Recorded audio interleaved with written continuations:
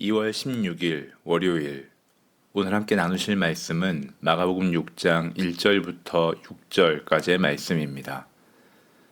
예수께서 거기를 떠나사 고향으로 가시니 제자들도 따르니라. 안식일이 되어 회당에서 가르치시니 많은 사람이 듣고 놀라 이르되 이 사람이 어디서 이런 것을 얻었느냐? 이 사람이 받은 지혜와 그 손으로 이루어지는 이런 권능이 어떠한 것이냐? 이 사람이 마리아의 아들 목수가 아니냐? 야고보와 요셉과 유다와 시몬의 형제가 아니냐? 그 누이들이 우리와 함께 여기 있지 아니하냐 하고 예수를 배척한지라. 예수께서 그들에게 이르시되 선지자가 자기 고향과 자기 친척과 자기 집 외에서는 존경을 받지 못함이 없느니라 하시며 거기서는 아무 권능도 행하실 수 없어 다만 소수의 병자에게 안수하여 고치실 뿐이었고 그들이 믿지 아니함을 이상히 여기셨더라. 이에 모든 촌에 두루 다니시며 가르치시더라. 아멘.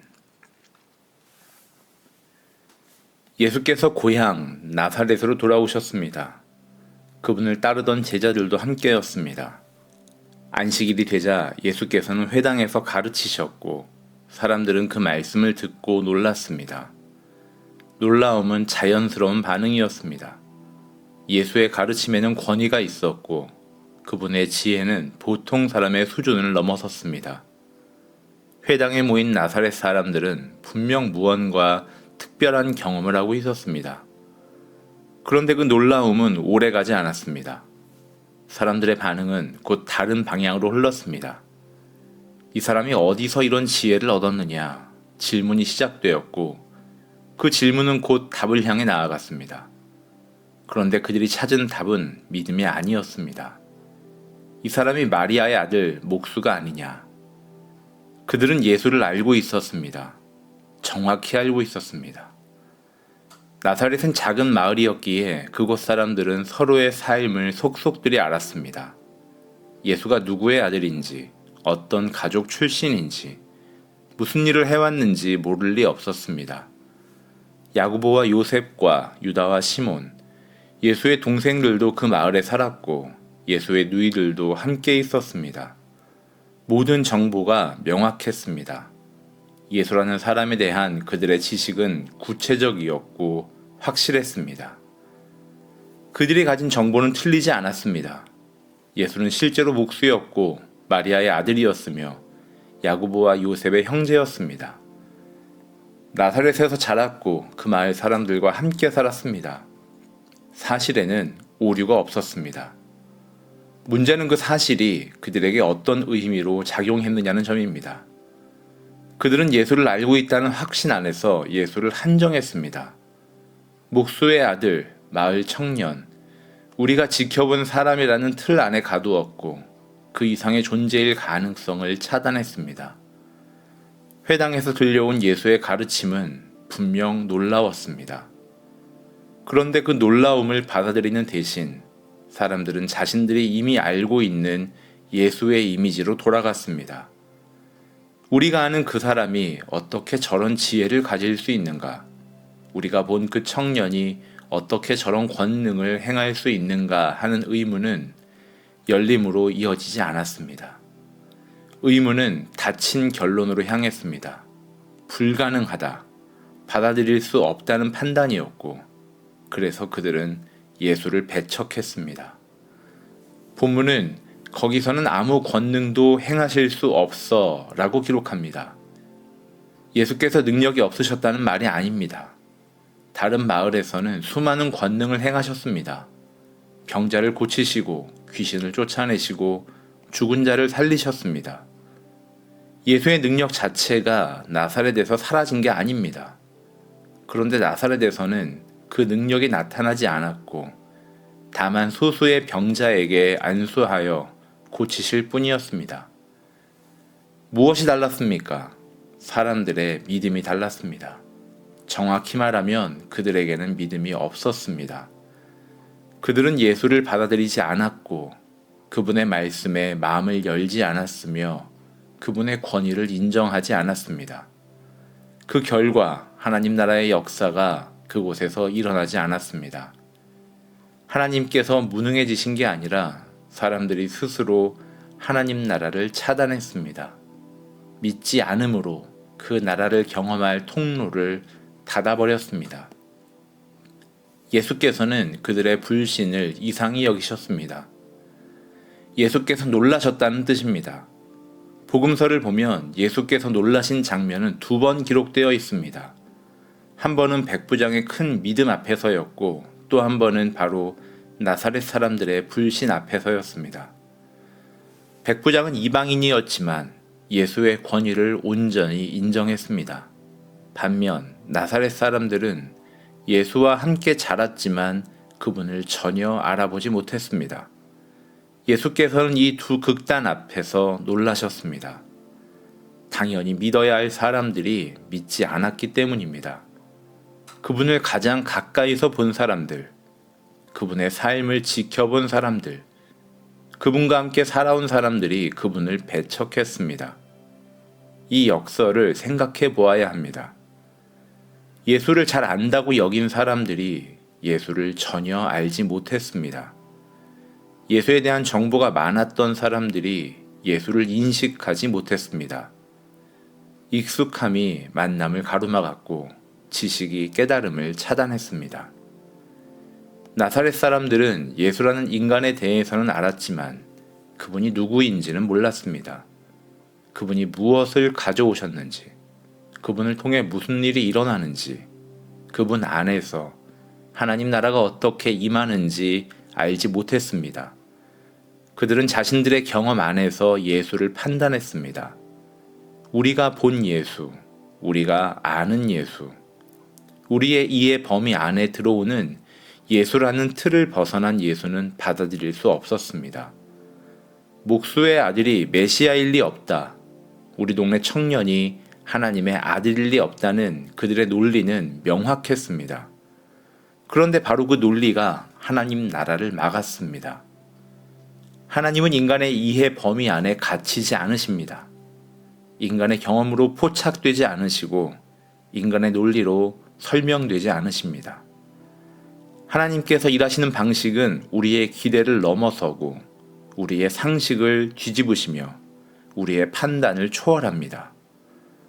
나사렛 사람들은 이 사실을 받아들이지 못했습니다. 그들은 자신들의 틀 안에서 예수를 재단하려 했고 그 틀에 맞지 않는 예수를 거부했습니다. 결과는 명확합니다. 그들은 하나님 나라를 경험하지 못했습니다. 권능을 보지 못했고 치유를 받지 못했으며 복음을 받아들이지 못했습니다. 하나님 나라는 그들 가운데 임했습니다. 예수께서 그들의 회당에서 말씀을 가르치셨고 기회는 있었습니다. 그런데 그들은 그 기회를 붙들지 못했습니다.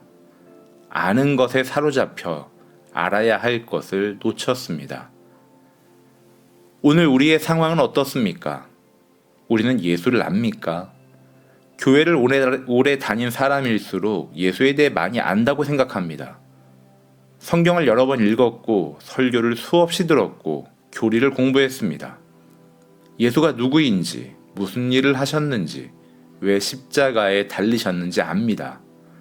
부활의 의미를 알고 재림의 소망을 합니다.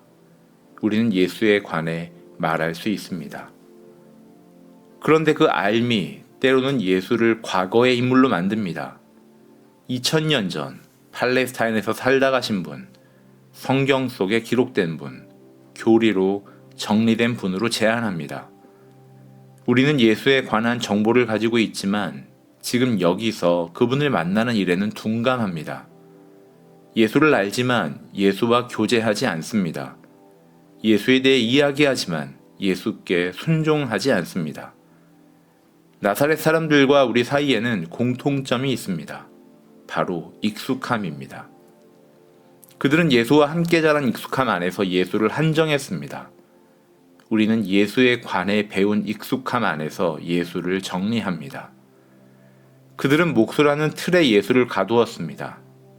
우리는 우리가 이해한 신학의 틀, 우리가 경험한 신앙의 틀에 예수를 가둡니다. 그리고 그 틀을 벗어난 예수의 말씀과 요구 앞에서 당황합니다.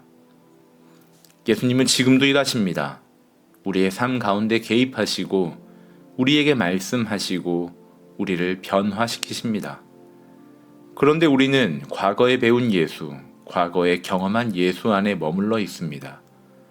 지금 이 순간 예수님께서 무엇을 말씀하시는지 듣지 못하고 지금 이 자리에서 그분께서 무엇을 요구하시는지 분별하지 못합니다. 우리는 예수를 알지만 정작 예수를 모릅니다. 믿음은 확신이 아닙니다. 내가 옳다는 확신, 내가 안다는 확신이 믿음이 아닙니다. 믿음은 열려있는 마음입니다. 하나님께서 나의 이해를 넘어 말하심을 인정하는 겸손이고 내가 정리한 틀이 전부가 아님을 받아들이는 자세입니다. 나사렛 사람들에게는 이 열려있는 마음이 없었습니다. 그들은 자신들의 판단 안에 갇혔고 그래서 하나님 나라를 경험하지 못했습니다. 하나님 나라는 우리의 논리로 설명되지 않습니다. 우리의 경험으로 제한되지 않고 우리의 기대대로 펼쳐지지 않습니다.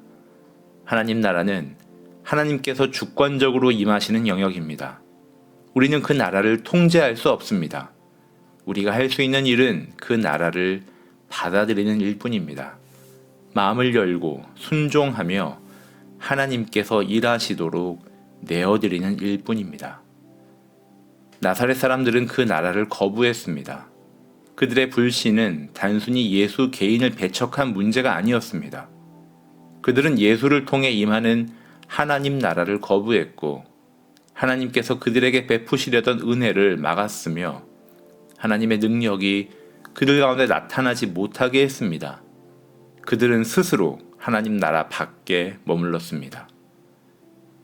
우리는 어디에 서 있습니까? 우리는 하나님의 나라를 경험하고 있습니까? 아니면 우리의 지식과 익숙함 안에 갇혀 그 나라를 외면하고 있습니까? 우리는 예수를 우리의 틀 안에 가두고 있지는 않습니까?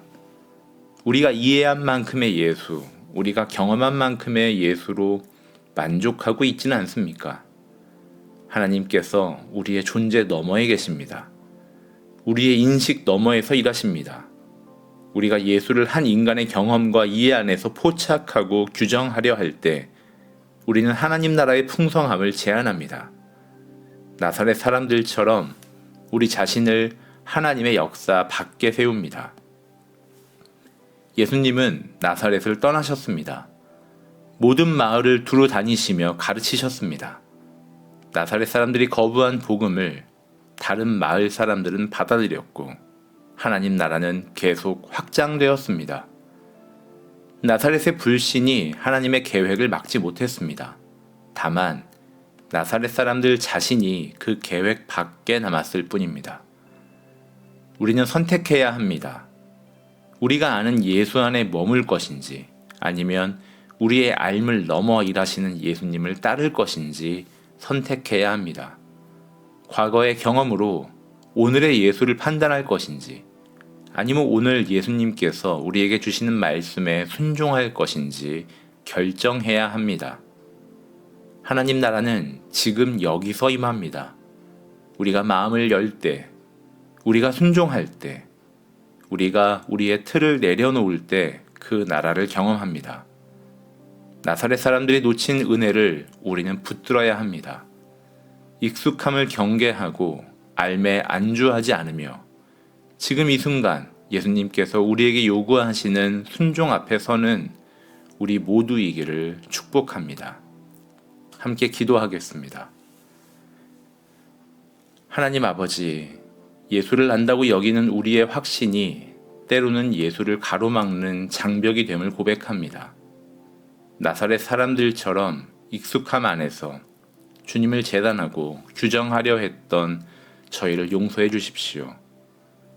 저희에게는 예수님에 대한 지식이 많습니다. 성경을 읽었고 설교를 들었고 교리를 배웠습니다. 그런데 그 지식이 종종 주님을 과거에 가두고 지금 여기서 일하시는 주님을 보지 못하게 만들곤 합니다.